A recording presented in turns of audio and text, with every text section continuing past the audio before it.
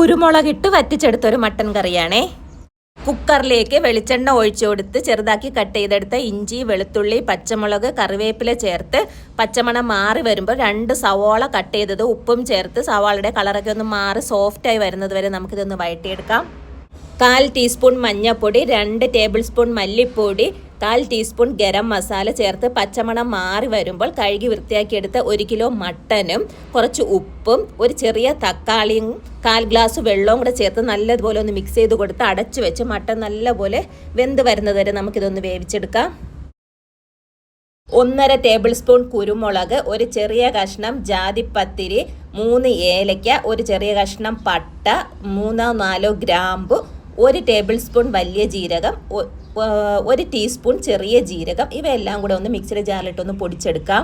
പാനിലേക്ക് വെളിച്ചെണ്ണ ഒഴിച്ച് കറിവേപ്പില ഇട്ട് പൊടിച്ചെടുത്ത മസാലയും ചേർത്ത് പച്ചമണം മാറി വരുമ്പോൾ നമുക്ക് വേവിച്ച് വെച്ചിരിക്കുന്ന മട്ടൻ ചേർക്കാം. എന്നിട്ട് നല്ലതുപോലെ ഒന്ന് മിക്സ് ചെയ്ത് കൊടുത്ത് അടച്ച് വെച്ച് ഒരു 5 മിനിറ്റ് മീഡിയം ഫ്ലെയിമിൽ നമുക്കിതൊന്ന് വേവിച്ചെടുക്കാമേ.